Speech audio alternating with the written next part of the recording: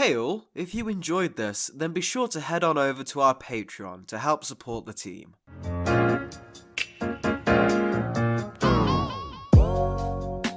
After long months of travel, the crew of Hawkgirl, Larfleeze, and Martian Manhunter had finally found another strong reading of emotional energy. This time, from the planet Zamaron. The trio had managed to form a strange kinship during their journey, as even Larfleeze's bizarre quirks began to be some needed form of levity in the cold darkness of space travel. The Martian and the Thanagarian had begun to feel a deeper connection, one that frightened them both, and after a foolish embrace of passion following Ja'on's amazing feat in securing the compassion entity, Kendra found herself struggling to talk to her friend. She hoped that once this mission was over, she could leave the League, knowing full well the dangers of having such a close relationship in their line of work. It would be far easier than confronting what she was feeling. However, the Martian Manhunter did not need to read her mind to know what she was thinking. Kendra, I feel it is unwise to proceed further without addressing what you're feeling. These are beings of emotion. If we aren't prepared... Jean, let's not get into this right now, okay? I'm fine, I've got this. As they entered the planet's atmosphere, their field of vision was engulfed in a sudden violet light that tore through their ship's shields like paper. Get behind me! The ship smashed into the surface of the alien world, erupting into a ball of flame. Approaching the wreckage was the champion of Zamaron, Carol Ferris, lover of the late Hal Jordan. She was Star Sapphire. Out from the flames flew Hawkgirl, carrying an injured John. He had shielded her from the blast by shaping his body around her, but the combination of such power, fire, and his own weakened state from suppressing an entity had left the powerful Leaguer helpless. Hawkgirl held her savior, keeping him close with one arm and readying her mace in her other. She had only heard of the Star Sapphire through reputation and Hal's own stories, but nothing suggested she would be hostile towards them. Upon closer inspection, Hawkgirl realized what had caused the attack. Star Sapphire was looking at her with hatred through her tears, a look of grief. She blamed the League for the death of Hal Jordan and refused to let them take anything else from her. Even the Zamarons themselves seemed to be fearful around their grief-stricken champion. We're trying to save Hal, you psycho! Just stand down and listen to what we have to say. Her pleas fell on deaf ears, as the corrupting power of the Star Sapphire had amplified Carol's unstable state beyond any hope of reasoning. Hawkgirl knew she didn't have a chance against such a powerful foe, but refused to let John die in her arms, preparing one last stand as Star Sapphire fired an energy blast towards them. You broke my ship! An army of orange warriors intercepted the blast, defended the two Leaguers, and then swarmed Star Sapphire, Larfleeze unleashing his full power in retaliation against the shot Carol Ferris. You destroyed my stuff! Larfleeze's minions smashed through Carol's defense and sent her hurtling through the atmosphere, the Saiyans among them staring up at the moon of Zamaron, becoming a legion of orange Uzarus. Star Sapphire began to draw upon more and more of the Sapphire's power in response, and managed to put up a decent challenge for a brief time, yet none in the universe could truly last long against the overwhelming might of Agent Orange. You hurt my acquaintances! Carol blasted through a mountaintop and directly into the sanctuary of the Zamarons. The beings turned in shock as a surge of violet light erupted into the sky.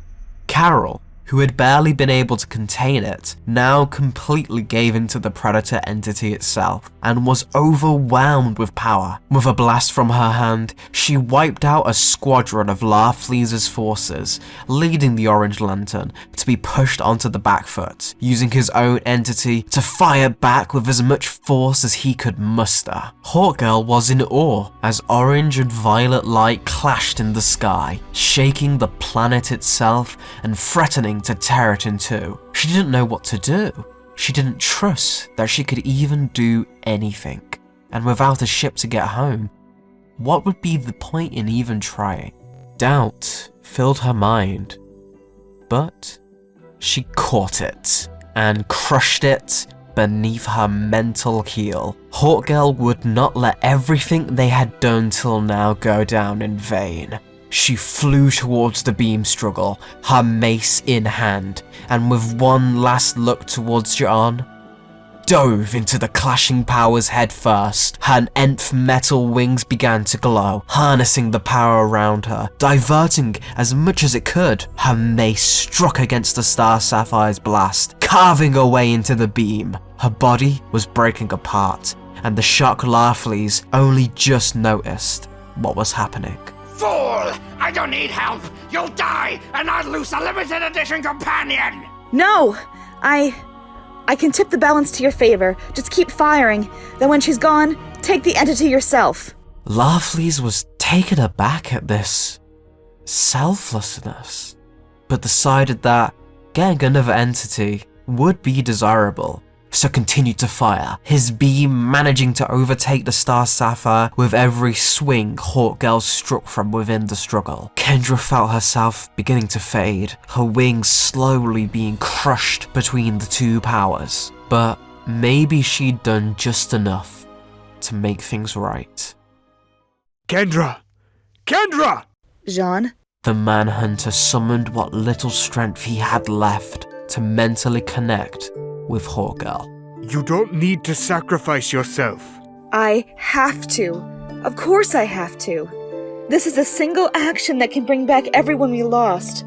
I've sacrificed many lives to causes less noble than this. Then, I would like to show you something. The mindscape was transformed as Kendra found herself in what looked like a vision of paradise. Pyramids, grand cities, places she remembered from all her lives. This is a psychic world, a construct I built that will give you some peace. It's made out of your favorite places from all your lives. I've been building it for the last few weeks from pieces of your dreams. I'd wanted to take you here as a gift, but if you must do this, I can make sure your final moments aren't spent in pain. Jean. I'm sorry. Did I overstep somehow? I don't want to.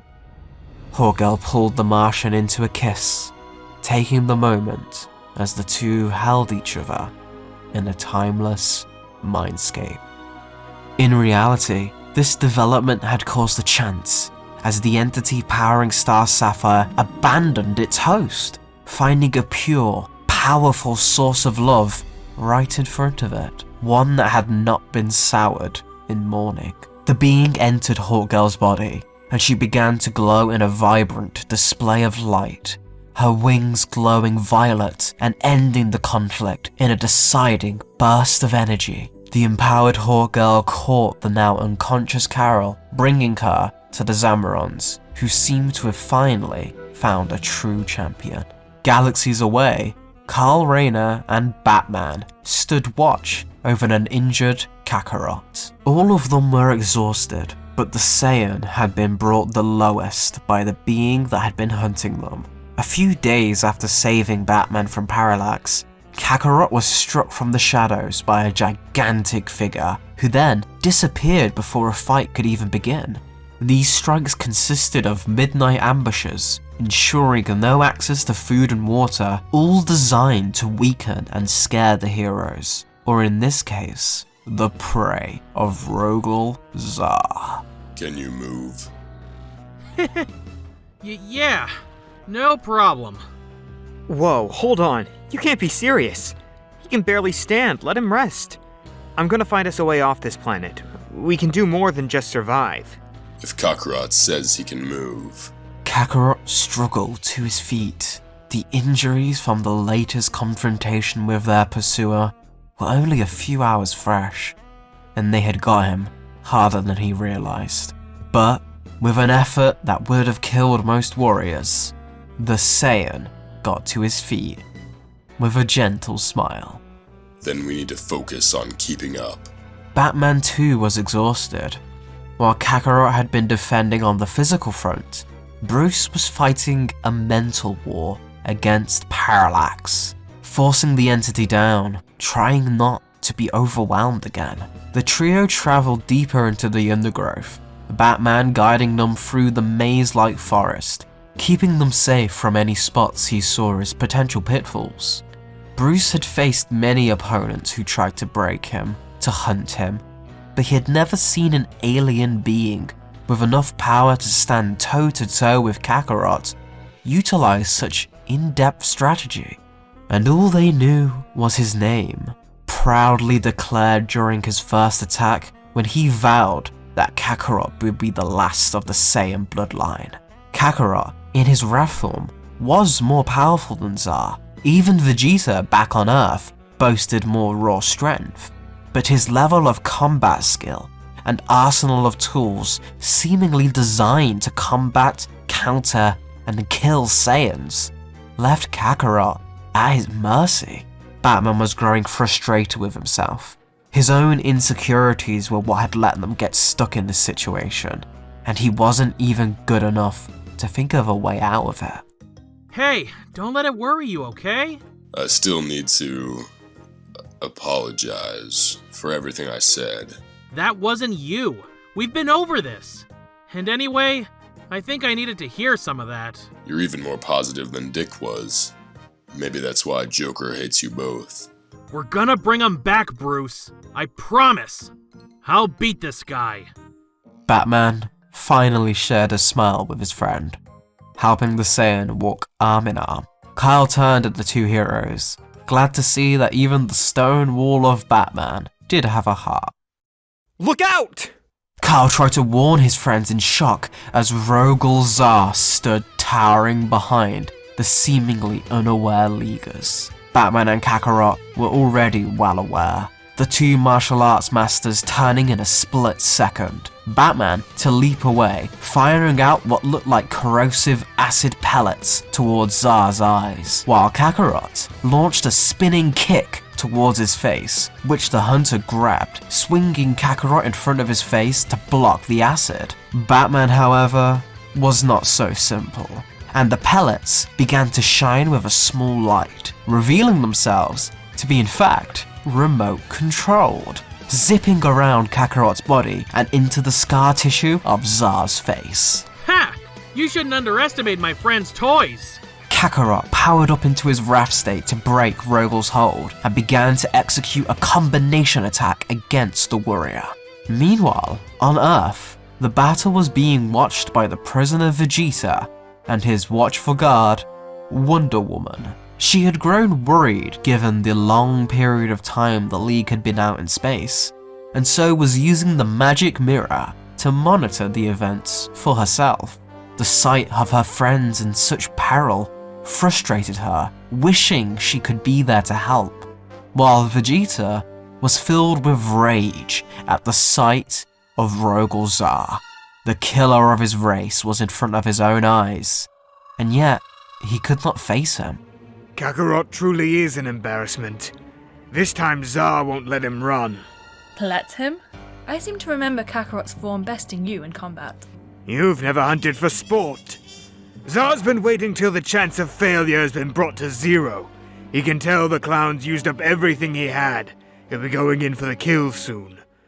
As for that wrathful state, it impressed me during our battle, but now its failings are all too clear. Kakarot should be realizing that himself right now. Wonder Woman could tell Vegeta's words were not arrogant boasts.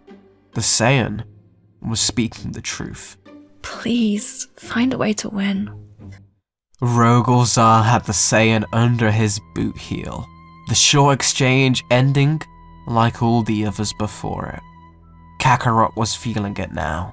the mistake of this form, what Shiva had warned him about.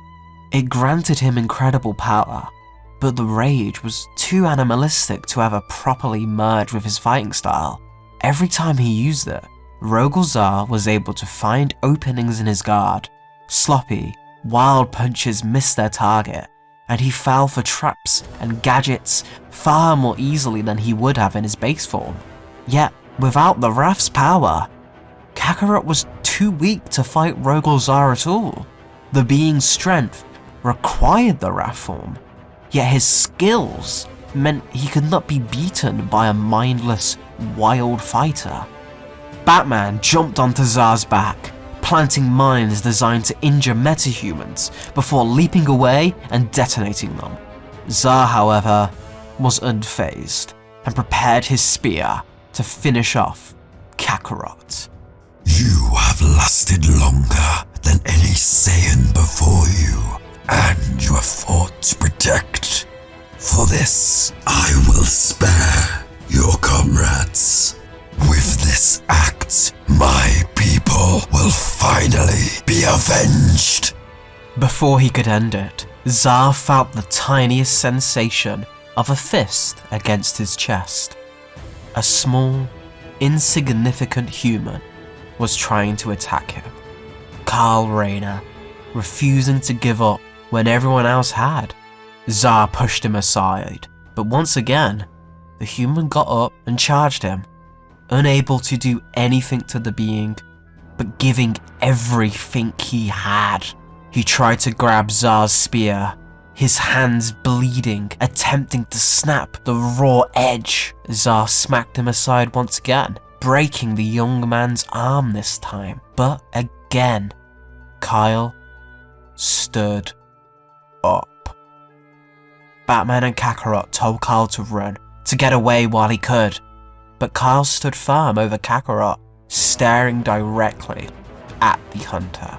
Why do you defend a being whose people have brought nothing but death? Because it's my job. I'm a Green Lantern, so if you're going to get to him, you're going to have to go through me. Acceptable. The spear shot towards Kyle. Kakarot screamed, trying to get out of Zar's hold in time. Batman ran to try and save them both, while Kyle closed his eyes, remembering the words Gantfit had told him to never forget.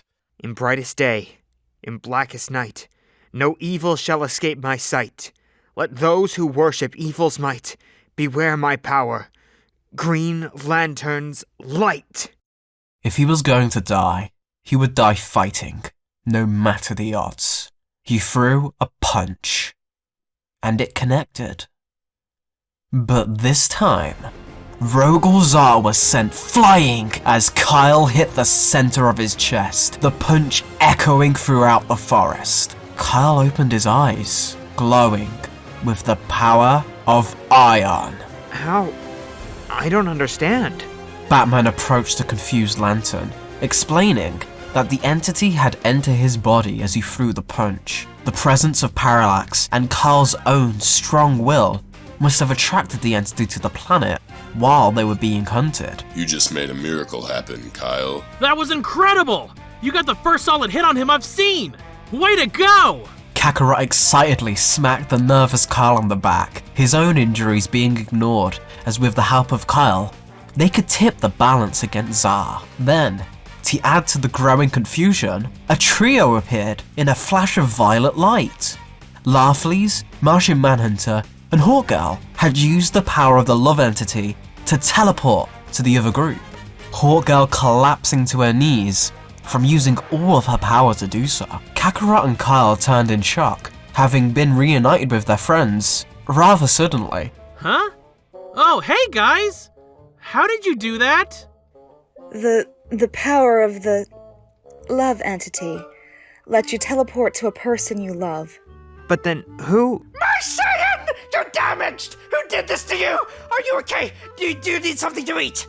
Larfleeze ran and picked up Kakarot, coddling him like an injured puppy, finally reunited with his precious Saiyan. Yee! I'm really conflicted on how to feel right now. I've scanned your memories to be informed of the situation. This foe is like nothing I've seen before. We should have the advantage now, but I doubt he's going to go easy. The priority is protecting Kendra. She's our only way off this planet without either of our ships. Rogol Zar shook the damage from the surprise attack off, pressing a device on his wrist that began to shift the landscape around the heroes. What were once mountains in the distance began to melt and be reformed into hundreds of silver spears sent hurtling towards them. These were no real threat, so long as they could keep on guard, but Rogol Zar used it as a distraction to dash in between them all, knocking them away with a single swing of his spear. Everyone but Kyle was exhausted from their prior experiences, so the lantern took charge, trying to match Rogol Zar head on. However, a blast of yellow struck him from behind, separating Kyle from the rest of the group. I didn't expect things to get this interesting. Shall we divide and conquer, old friend? Rogol Zar nodded. Given the greater numbers, he would have to forego his code of honor should the Saiyans' allies continue to interfere. To Rogol Zar, nothing else mattered anymore. He was so close. He had to fulfill it, fulfill the purpose he was created for, and achieve revenge. Batman! Kyle's gonna need you!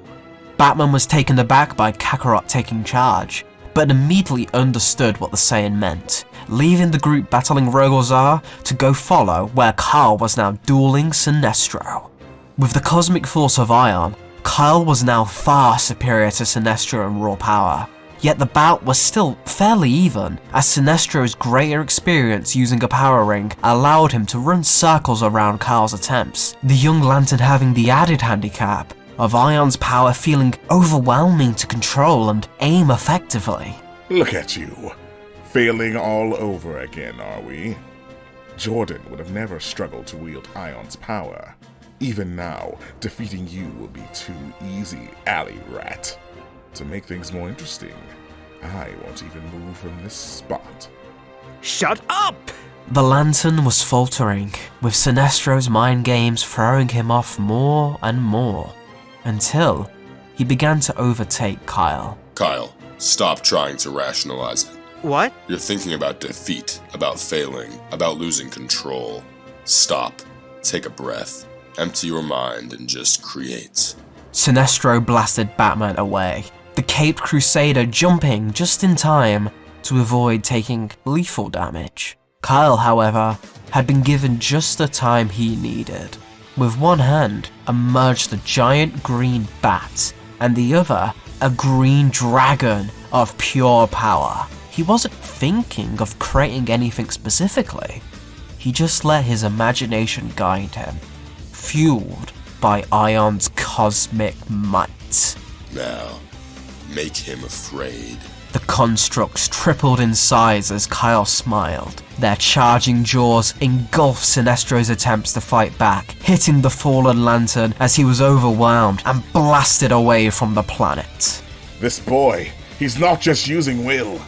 Sinestro was beaten, his ring being the only thing that allowed him to flee safely. Kyle's power faded, having exhausted himself to control the power of Ion. He looked up into the sky as a small green object dropped from where Sinestro had been hit. Hal's ring was now back in Kyle's hands. On the other battlefield, Rogol Zar was making short work of the League.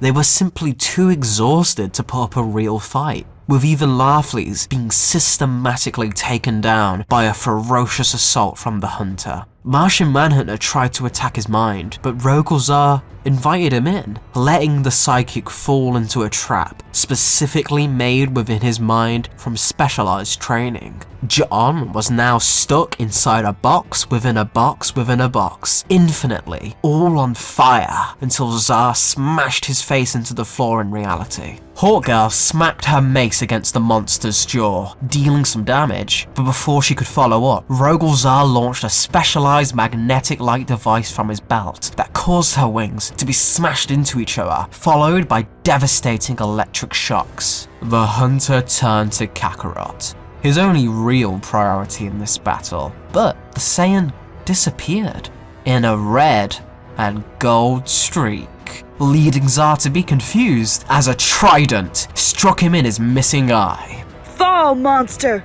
After their adventure with Broly, Mera and Flash had used their ship to follow the last known location of Batman's crew, arriving just in the nick of time, with the Butcher inside Mera being drawn to the planet now that nearly all of the entities were assembled in one place.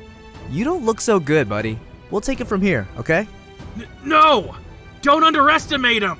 Before Kakarot could finish, Flash was already beginning to attack Rogol-Zar alongside Mera, her powerful blows and hydrokinesis doing the majority of the damage, while Flash upset his footing and pestered him with rapid assaults. To think a Saiyan could attract so many pests.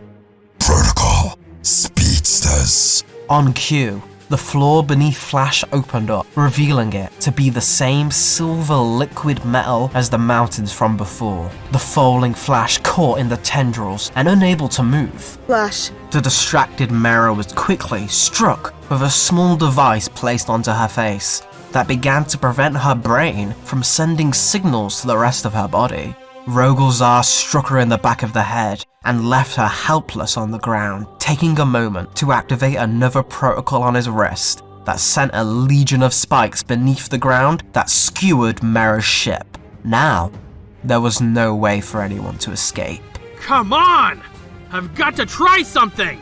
Kakarot had no key left, but tried to form a chaos cannon, placing his hands in front of him. His friends were dying to protect him, but they had all brought an entity with them.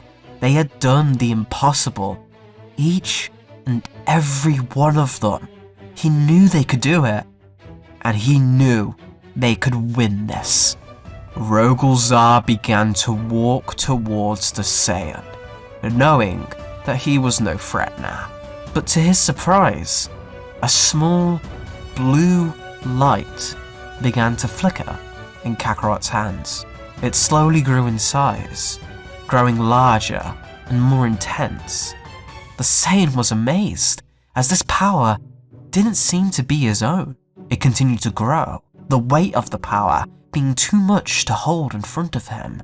So he raised it up above his head, his arms stretching to the sky as the ball of light expanded exponentially. From within the orb, a bird-like silhouette could be seen as the power began to flow into Kakarot himself, his tattered orange costume turning into a glowing blue. I am the hope of the universe. All will be well. The Hope entity, Adara, had responded to the gathering of its own kind and lent its power to Kakarot, who proceeded to fire the orb of spiritual energy directly at Rogol-Zar, exploding like a bomb onto the confused hunter. Come on, come on! The Flash had managed to phase through his bindings and went as fast as he could to get every single member of the League away from the blast zone. A crater that seemed to go into the center of the planet was all that was left. The beaten League assembled together at last, finally possessing all of the entities. We actually did it. It seems all our sacrifices have not been in vain, my friend. So, now what? Is something supposed to happen? No. He's still alive! Everyone turned to Kakarot, the exhausted Saiyan barely standing after being overwhelmed by Adara's might. Yet, he still had enough strength to sense Rogol-Zar slowly climbing out of the crater, bit by bit. They didn't have much time until he made it to them again, and now they knew there'd be no more miracles. Everyone had spent what they had. There was nothing left to give. Kendra, do you think you could teleport us to Earth? I don't know. Not by myself, anyway. We need a source of love to make it work. That part's easy. Linda's always been my lightning rod. Kendra, your wings can harness energy, right? I can give them a Speed Force charge lickety-split. What about you, Longface? Fine, but only to ensure easy delivery of my new stuff. They all harnessed their power around Kendra, Ja'on holding her hand tight, giving her the confidence to take a risk this big. The Predator roared, and just like that, a portal to Earth opened up in front of the group. The portal is going to stay open without your control, correct? For a couple minutes, yeah, but... Oh, God. He will follow us to Earth. Rogol Zar was getting closer to escaping his crater. The impacts of his hands smashing into rock were now sounding like localized earthquakes. Don't worry. I just need to stay and hold him off until it closes. Everyone turned in shock to Kakarot, the suggestion turning what was to be their moment of triumph into the worst thing they could imagine. Don't be stupid. We can just fight and beat him on Earth. The kid's right. Kakarot, your home is with us. We won't leave you. Kakarot smiled at the group, glad that he got to meet friends like this. This all started because the Saiyans followed me to Earth. I ain't gonna risk anyone else dying because of a threat that only wants me. But, Kakarot... He said what needs to happen. We've done the impossible. We do this and we can bring back millions. There isn't an argument here. Batman's words struck the group hard, but they knew he was right. Each of them said their goodbyes to Kakarot. Any doubt of him being a hero was completely wiped from their minds as they each stepped into the portal, leaving a friend behind. If you get out of this, Warworld isn't that far from here, okay? There's a friend waiting there, if you need one. With Flash entering the portal, now only Batman, Kyle, and Kakarot remained. The young Lantern refusing to leave the person who had let him grow so much behind. This isn't right. I have all this power now. I refuse to let you do this on your own. You can't die. There's still so much I need to learn. Kakarot put his hand on Kyle's shoulder, a blue light passing from inside him into the lantern. Kyle now was controlling both the will and hope entity. What just... Thought so. You're one of a kind, Kyle. For some reason, you can harness the emotions better than anyone else. Take that home, and let everyone know I'm sorry. I have nothing left to teach you. It's time to go, Kyle. This is what you wanted all along, right? Now you won't have to worry about him messing up anymore, even after everything he's done to help. You're right, okay? I'm just a dumb rookie. Batman took a moment before removing his cowl. Bruce Wayne stared at Kyle Rayner with the most vulnerable look the young Lantern had ever seen. I've made a lot of mistakes, more than I care to list. I've gotten the people closest to me hurt and killed, so I know just how important it is to never settle for anything but your best. With what we do, if you're not prepared, you can lose everything. I've held Kakarot to that standard, and I'm holding you to it, because I know you can surpass it. You're no Hal Jordan. Stop trying to be. Be better. Be the best Green Lantern I've ever met. Be Kyle Rayner. With a sudden movement, Batman slammed his palm into Kyle's chest, pushing the lantern into the portal and passing on Parallax. And don't forget who taught you how to use fear. Batman looked solemnly as Kyle vanished, saying a final goodbye to the family he was leaving behind on Earth, before putting his cowl back on. You staying to fight with me, huh? Someone's got to make sure you don't mess up. The two martial artists smiled at each other, both glad that if this was their final stand, it would be alongside a brother. Rogol Zar emerged from the pit, eyes narrowed on Kakarot, and relieved he decided to fight. In a gesture of honor, he threw away his devices, carrying only his trusted spear. No more tricks. Bruce took off his cape, shirt, and his empty utility belt, throwing them into the portal. No more tricks. Heh! Now this is a real fight! Kakarot and Rogol Zar charged towards each other, Entering an exchange of blows, Kakarot was no longer using his Wrath form, deciding that his best chance was to rely on his original training. The two continued to battle, with Rogolzar still having more reserves despite the damage he'd taken. He'd managed to subvert Kakarot's desperate blows, grabbing the Saiyan in a headlock poised to snap his neck. Batman was ready and seized his moment, using his gauntlet to surprise Zar with a potent strain of fear gas, supercharged to take out Metas. Do you have no honor? I cheat. Kakarot broke free from the hold and began to attack the stunned Zar, but a hunter was no stranger to chemical warfare and stabbed his own hand with his weapon to snap himself back to reality. This act took Kakarot by surprise, and Rogolzar struck, ready to end this battle with one final spear thrust.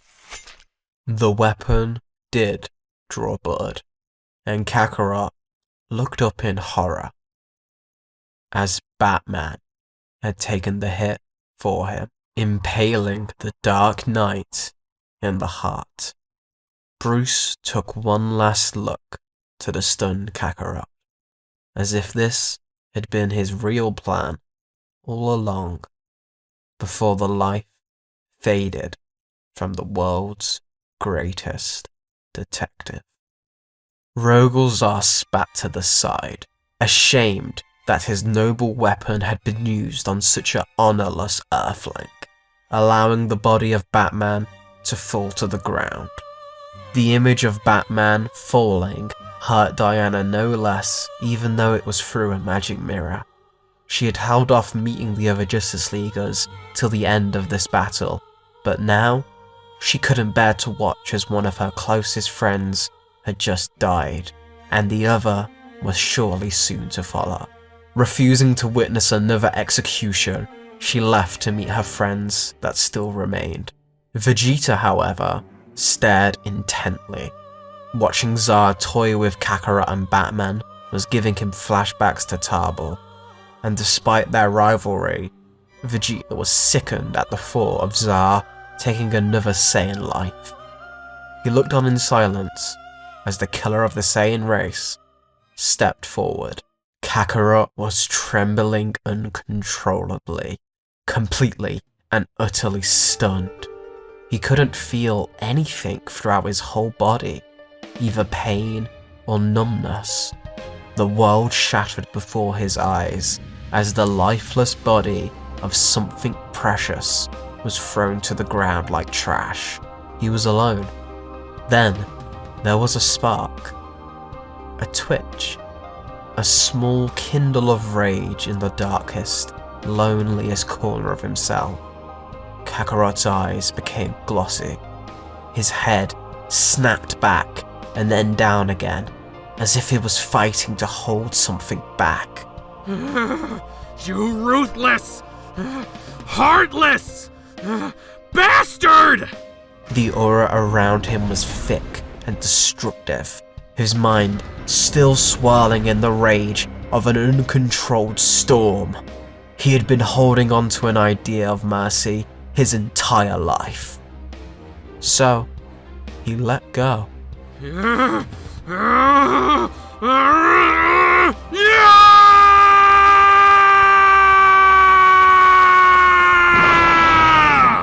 What?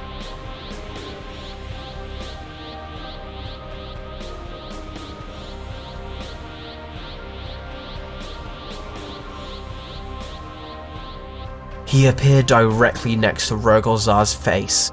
You killed a good man because you wanted to get to me. How many more would you kill? How many of my friends would die until you stopped? Rogolzar was panicking. The idea in his head of what was happening was too frightening to be believed. But one thing grounded him. One thing kept him focused. His mission was absolute. As many as it would take to see you Saiyans dead. Kakarot's muscles swelled, his power responding to Zar's remark. Then no more. Let's end this. Right here. Right now! That exchange would be the last of the battle to be viewed by another. as Vegeta, furious at what he had just witnessed, destroyed the mirror. Is real. He's done it! After all these years, the legendary Super Saiyan has come, and it's not me!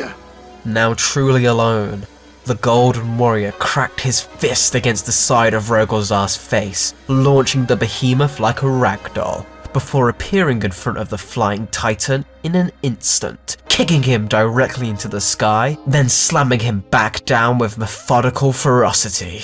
Zar emerged, new scars now added to his weathered body.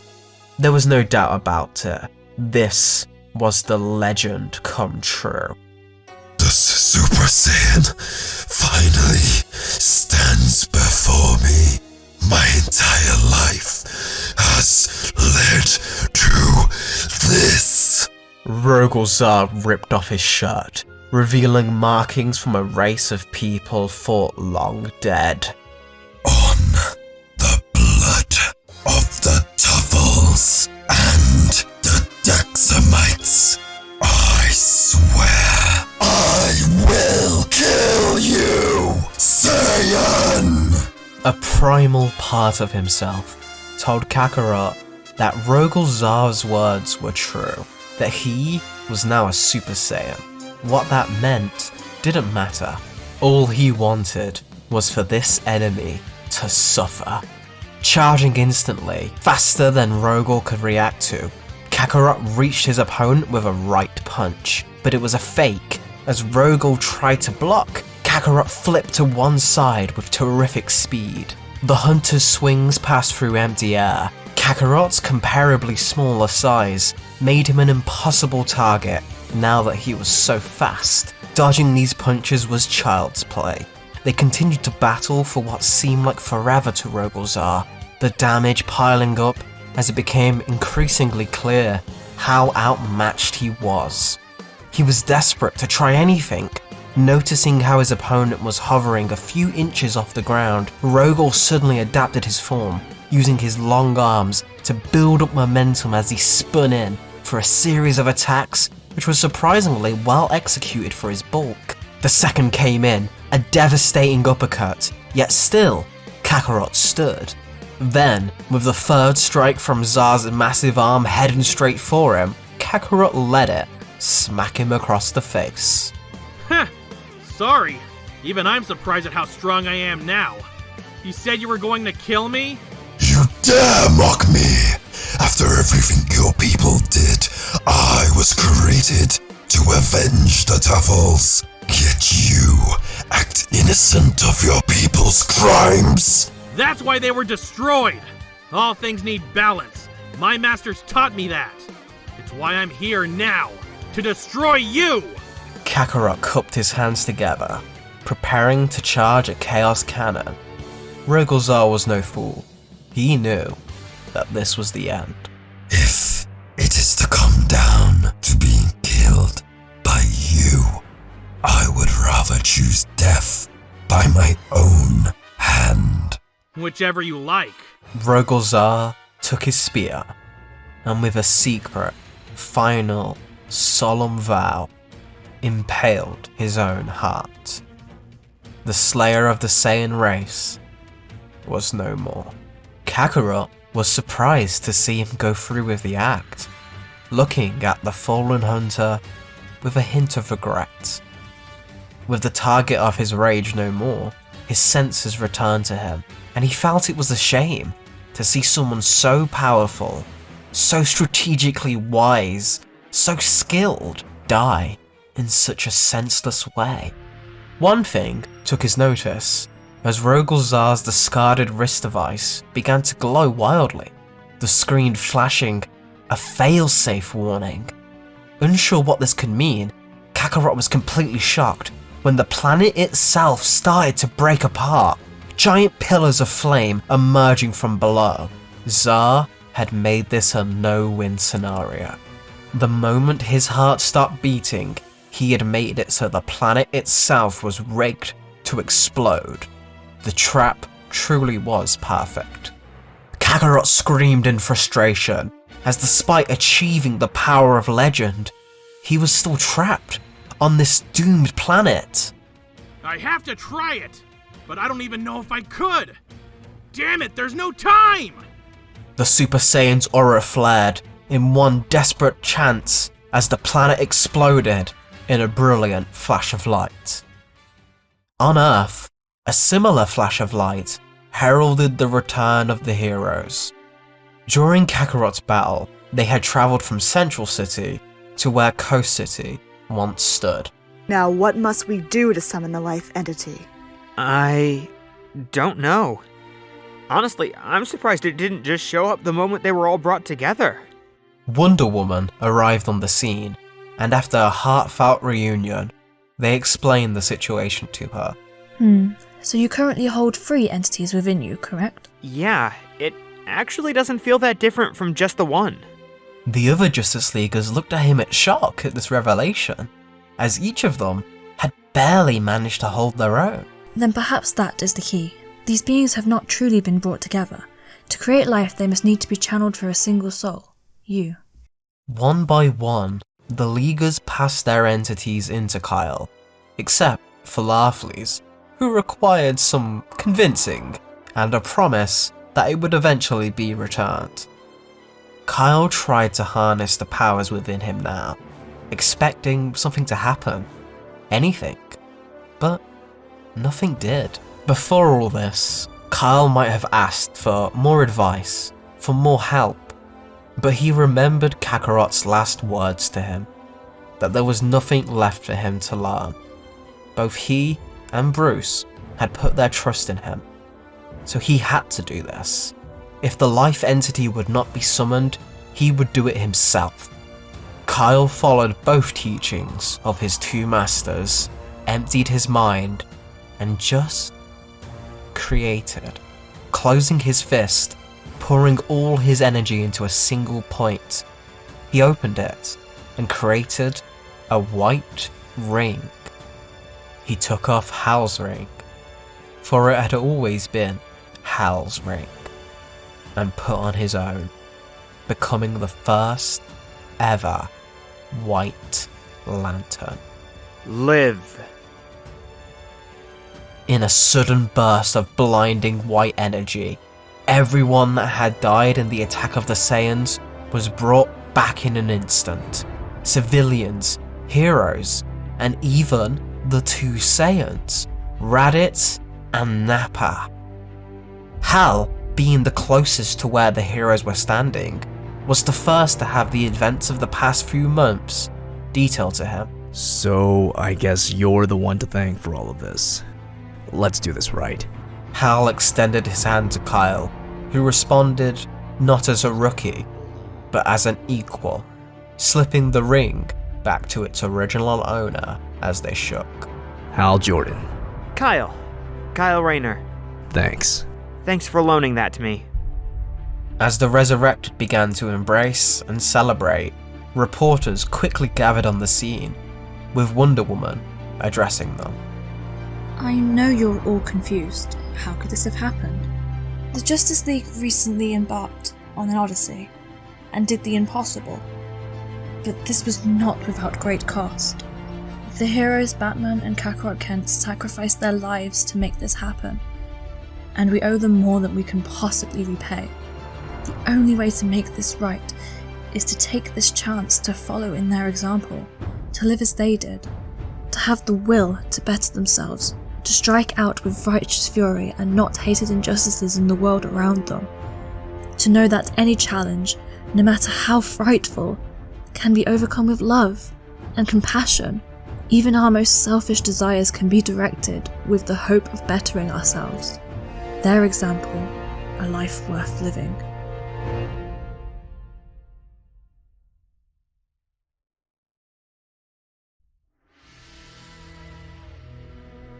Do you think he's really dead?